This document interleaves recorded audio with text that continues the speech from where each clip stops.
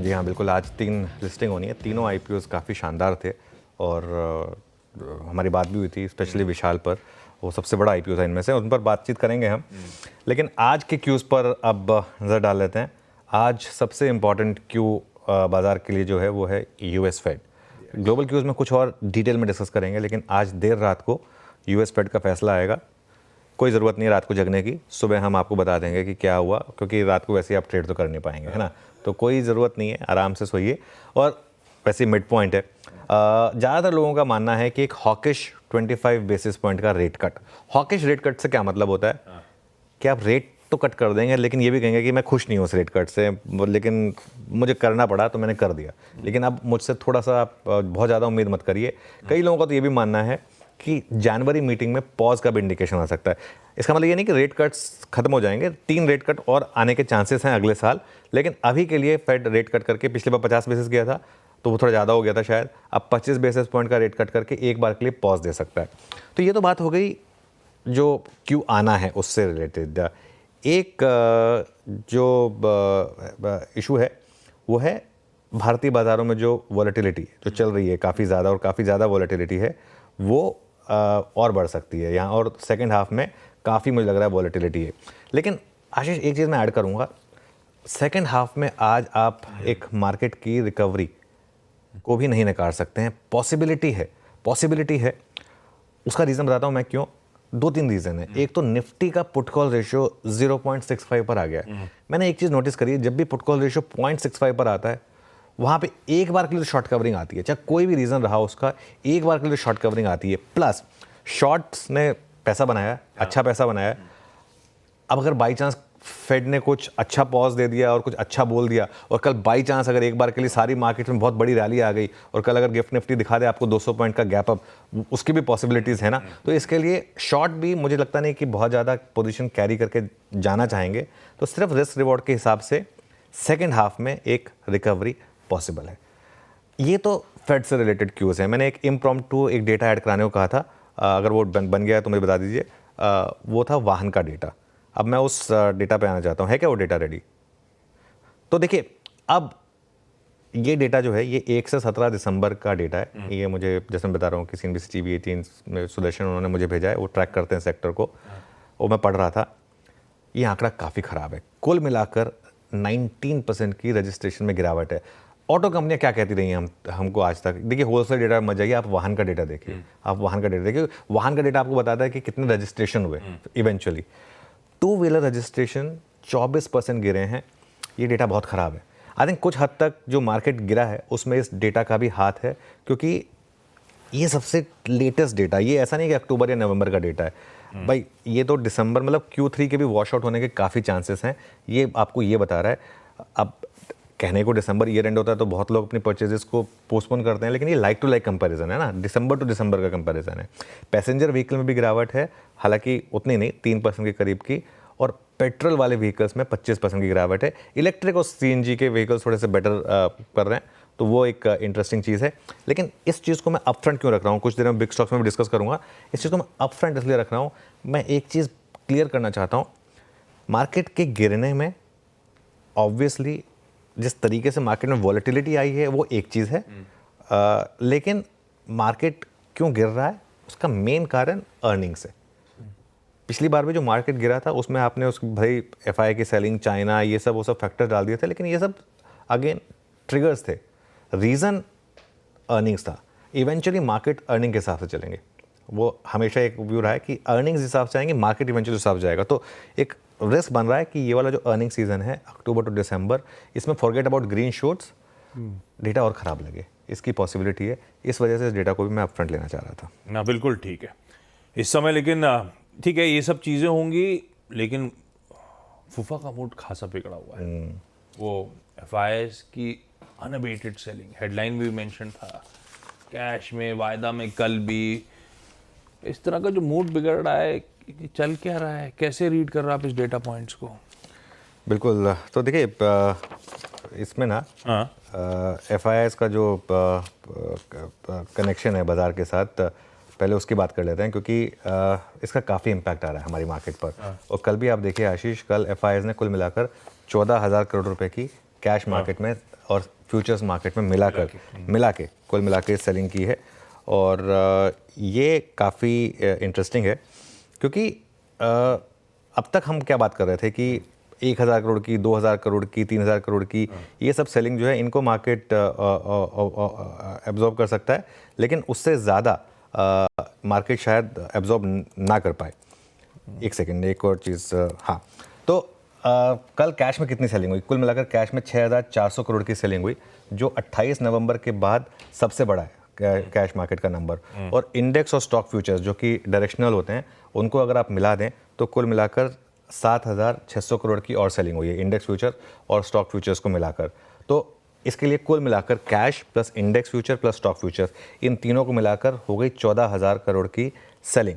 अब दिक्कत क्या है कि ये जो FIIs का मूड स्विंग आजकल चल रहा है, ये मूड स्विंग थोड़ा सा आपका चार्ट बिगाड़ देता सारा का सारा। हम बात कर रहे हैं ना कि आप लॉजिकल स्टॉप लॉस लगाएं एक मार्केट में, तो शायद वो लॉजिकल स्टॉप लॉसेस ना लगे, लेकिन ये जिस तरीके से ये मशीनें फायर होती हैं, ये सारे के सारे चार्ट्स का समीकरण जो है वो बिगाड़ देती हैं। और ज़्यादातर जो FII की सेलिंग होती है वो होती है 5 से 6 बड़े स्टॉक्स में, 5 से 6 बड़े स्टॉक्स में वो कुल मिलाकर कॉन्सेंट्रेटेड होती है। इसलिए रिलायंस वगैरह दबाव में बार बार आ रहे हैं, इसीलिए वो रिलायंस वगैरह, खैर रिलायंस के तो गिरने के अपने कारण भी हो सकते हैं, कुछ और भी हो सकता है। हाँ, ये एक रीज़न हो सकता है, लेकिन यही कारण है कि कुछ दिनों में ना, पिछले कुछ दिनों में जो मार्केट गिरा है वो इंडेक्स में ज़्यादा गिरा है। अगर आप ओवरऑल व्यू देखेंगे, कल सेकेंड हाफ में मिड कैप भी गिर गया, लेकिन अगर आप index versus Nifty versus mid cap या स्मॉल कैप देखेंगे, स्मॉल कैप ने तो भी 3 दिन पहले ऑल टाइम हाई भी लगा दिया था, कल मिड कैप भी सेकेंड हाफ में गिरा, उसका भी कारण है। लेकिन एज अ ट्रेडर आप क्या कर सकते हैं? अभी कुछ टाइम के लिए आप मिड कैप और स्मॉल कैप में रहें या स्टॉक स्पेसिफिक रहें, वहाँ बड़ा पैसा बन रहा है। और एक चीज़, महाराष्ट्र इलेक्शन के बाद जो हमने एक चीज़ डिस्कस की थी कि 3-4 थीम्स में रहें बस आप, और उससे ज़्यादा कुछ मत करें। अगर आपने बस उन थीम्स में रहे होते ना, बहुत पैसा बनाया मार्केट में। आप देखिए हमने क्या क्या बात की थी, डिफेंस के 3-4 स्टॉक्स लेकर आइए आप, चाहे वो हैल हो, चाहे BEL हो, चाहे आपका इवन ये मैज़गांव डॉक, एक महीने के चार्ट लेकर आइए, कल के नहीं, इनके एक महीने के चार्ट देखिए आप सबके, हैल का, BEL का, चाहे आप मैज़गांव डॉक देख लें, गार्डन रीच शिप बिल्डर देख लें, सब में एक महीने में गजब मूव है। मतलब इतना पैसा बनाया होगा आपने एक महीने में, और ये उस इलेक्शन के बाद से मूव आए, ऐसा नहीं कि पहले से मूव आने शुरू हो गए थे।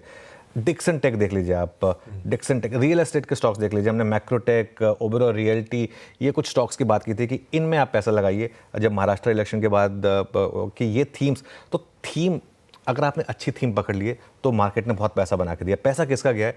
जो ज़बरदस्ती इंडेक्स में ज़बरदस्ती मौके ढूंढ रहा था, अदरवाइज इन सब स्टॉक्स में अच्छा पैसा बना है। होटल्स, इंडियन होटल्स का एक महीने का चार्ट देख लीजिए, क्या शानदार पैसा बना है। तो मार्केट ने आपको थीम्स बहुत दी हैं। देखिए, एक ट्रेडर का काम होता है मार्केट की थीम को रिस्पेक्ट करना। अगर स्टॉक स्पेसिफिक में पैसा बन रहा है और एक थीम में पैसा बन रहा है तो उसमें रहिए ना, क्या ज़रूरत है कि आपको इंडेक्स या बड़े स्टॉक्स में पैसा बनाना है। बड़े स्टॉक्स में पैसा नहीं बन रहा, लेकिन छोटे स्टॉक्स में पैसा बन रहा है, और ये छोटे स्टॉक्स भी नहीं है, ये रीजनेबली बड़े स्टॉक्स भी हैं, ठीक है। जहाँ तक मिड कैप की बात है, कल सेकेंड हाफ में मिड कैप क्यों गिरा उसका भी मैं कारण बता देता हूँ, क्योंकि कल मार्केट जिस तरीके से ताबड़तोड़ गिरे जा रहा था, एक रिस्क ओपन हुआ कि वो जो 24,180 का फ्राइडे का लो था, क्या वो भी टूट सकता है निफ्टी पर, और अगर वो टूटा तो वो ओवरऑल सेंटीमेंट काफ़ी ख़राब करेगा। इस वजह से कल कुछ लोगों ने मिड कैप में भी प्रॉफिट बुक कर लिया, लेकिन मेरा ये मानना है कि आज भी मिड कैप आउट परफॉर्म करेगा, और कल सेकेंड हाफ में मिड कैप में बिकवाली आई, लेकिन ओवरऑल जब तक 24,180 इंटैक्ट है स्क्रीन पर, मुझे लग रहा है कि एटलीस्ट मिड कैप की आउट परफॉर्मेंस है वो शायद कंटिन्यू कर सकती है। हैंड ओवर हार्ट कल से थोड़ा सा बेहतर दिन आज होगा, बेहतर स्क्रीन होगी ऐसा लग रहा है। हाँ, मतलब मुझे ऐसा लग रहा है कि थोड़ी सी कल के मुकाबले बेटर स्क्रीन हो सकती है आज, क्योंकि हम इतने ओवरसोल्ड हैं, और कुछ नहीं तो एक बार के लिए शॉर्ट कवरिंग की सेकेंड हाफ में अगर आ जाए तो मुझे तो उसमें कोई हैरानी होगी। इंपॉर्टेंट, कल जैसी पेनफुल स्क्रीन नहीं है, हो सकता है कुछ रिस्पाइट स्क्रीन पे नजर आए। आज के सेशन की डिटेलिंग पे आता हूं। गिफ्ट निफ्टी कह रहा है 50-60 पॉइंट दबाव के साथ आज शुरुआत करेंगे, गांधीनगर से इस तरह के क्यूज हैं। एशिया मिला जुला है, यूएस के बाजार थोड़े से पस्त थे, 1/3 2/3% के दबाव पे थे। बड़ा इवेंट सामने खड़ा है जिसकी हमने अपफ्रंट चर्चा कर ली है। शायद एक हॉकिश 25 बिप्स का कट आज शाम को आ रहा है। ऐसे में बाकी ग्लोबल समीकरण कैसे लग रहे हैं, ग्लोब का मूड कैसा दिख रहा है, हैंडओवर कैसा लग रहा है? देखिए, ग्लोब के जहाँ तक समीकरण की बात है, कल अमेरिकी मार्केट्स में लगातार 9th डे डाउ जोन्स गिरावट के साथ बंद हुआ है ना। और अब कहने को अमेरिका में सबसे बड़ी बुल मार्केट चल रही है, लेकिन एक रिकॉर्ड है ये, 1978 के बाद पहली बार 9 दिन तक लगातार डाउ जोन्स गिरा है। क्या ये भी एक सिग्नल दे रहा है आपको कि ग्लोबल मार्केट भी अपने आप को प्रिपेयर कर रही है एक करेक्शन के लिए? मेरा मानना ये है कि ये एक साइन दे रहा है आपको कि ये साल यूएस मार्केट का रहा है, अगला साल इमर्जिंग मार्केट का रहेगा, क्योंकि पैसा कुछ हद तक निकल कर वहाँ से इमर्जिंग मार्केट में आएगा। और 9 सेशंस में बहुत ज़्यादा नहीं गिरा, लेकिन डाउ जोन्स सिर्फ 1600 पॉइंट गिरा, बस ये है कि थोड़ा रोज गिर रहा है ना। S&P 500 और नैस्डैक में भी कल थोड़ा प्रेशर दिखा, और एनवीडिया का शेयर हमने लगातार बात की है कि अब करेक्शन फेज में आ चुका है। 1 महीने में 7% एनवीडिया गिर चुका है, और 6 महीने की पूरी रैली अब एनवीडिया की खत्म हो चुकी है बेसिकली। लेकिन 10 ईयर बॉन्ड यील्ड और डॉलर ये फ्लैट है आपके इस मूव से पहले। अब आज क्या फैसला आएगा यूएस में, वो इंपॉर्टेंट है। आज जेरेमी पावल, खैर वो अकेले फैसला नहीं लेते हैं, पूरी की पूरी FOMC फैसला लेती है, लेकिन उनको लीड करेंगे जेरेमी पावल, वो आज डिसीजन लेंगे।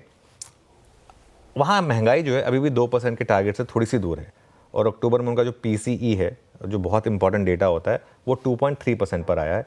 लेबर मार्केट अभी भी वहाँ काफ़ी टाइट है, ये बार बार बात हुई है। 20 जनवरी को डोनाल्ड ट्रंप ऑफिशियली प्रेसिडेंट बनेंगे, तो उसके बाद tariff changes, tax rate cuts वगैरह वगैरह ये सब पे डिसीजंस आएंगे। उनका क्या इम्पैक्ट पड़ेगा इकोनॉमी पर, ये देखना होगा।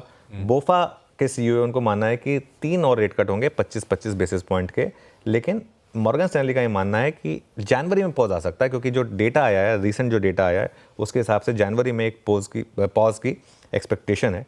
तो ये कुल मिलाकर ग्लोबल सेटअप है। ग्लोबल सेटअप में बस सब टाइम ही बाय कर रहे हैं आज के बड़े फैसले से पहले।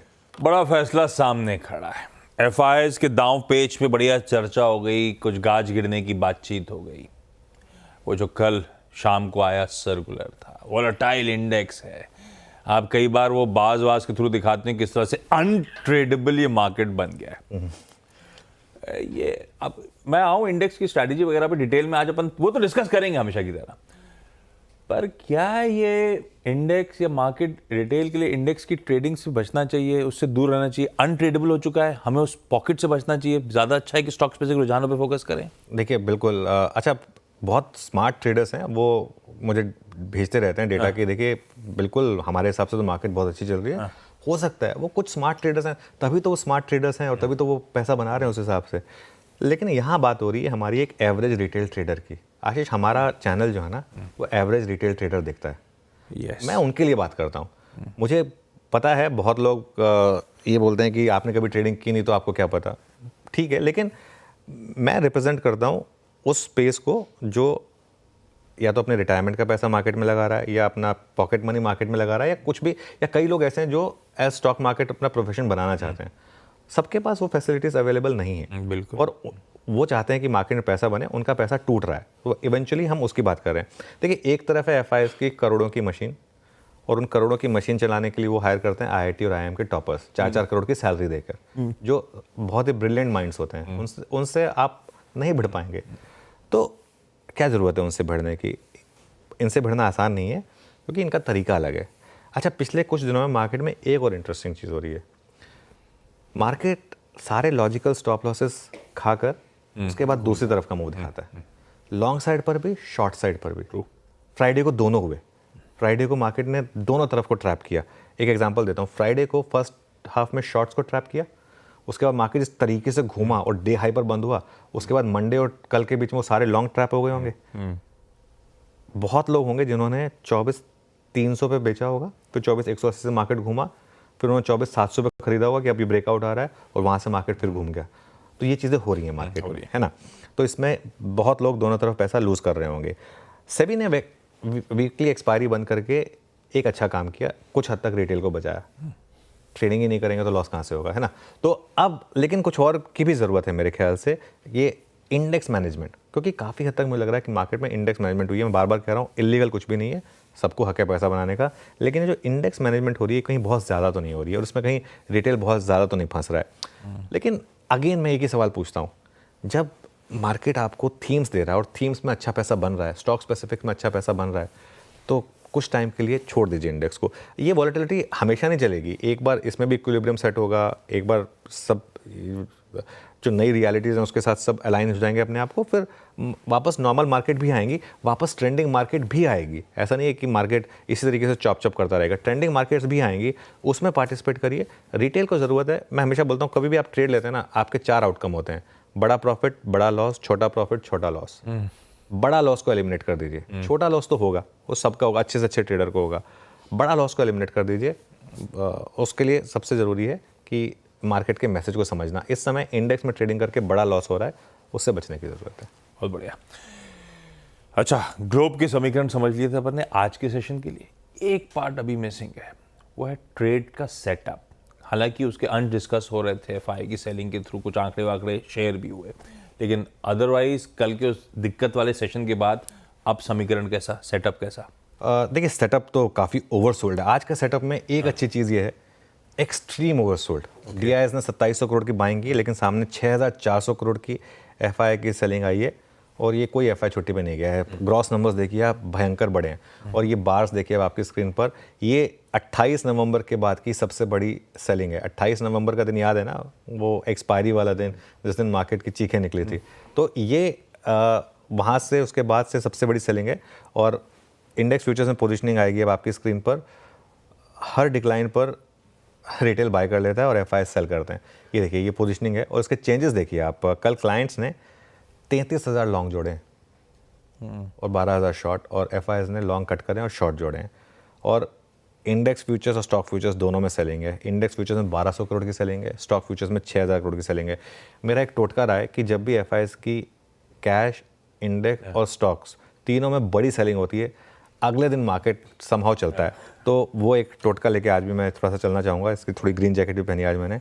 और विद इन इंडेक्स फ्यूचर देखिए आप, निफ्टी और बैंक निफ्टी दोनों में सेलिंग हुई है। निफ्टी में करीब 540 करोड़ की सेलिंग है, 640 करोड़ की, और बैंक निफ्टी में करीब 540 करोड़ की सेलिंग है। वो टेबल आएगी आपकी स्क्रीन पर।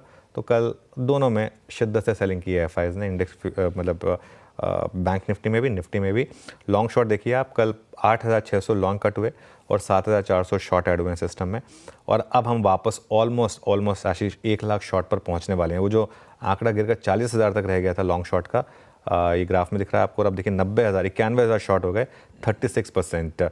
ये हम 45% तक पहुंच गए थे, और एक समय ऐसा लग रहा था कि दिसंबर में हम शायद न्यूट्रल हो जाएंगे, वो नहीं हुआ। अच्छा, एक और इंटरेस्टिंग आपको आंकड़ा दिखाता हूँ कल की ट्रेड का।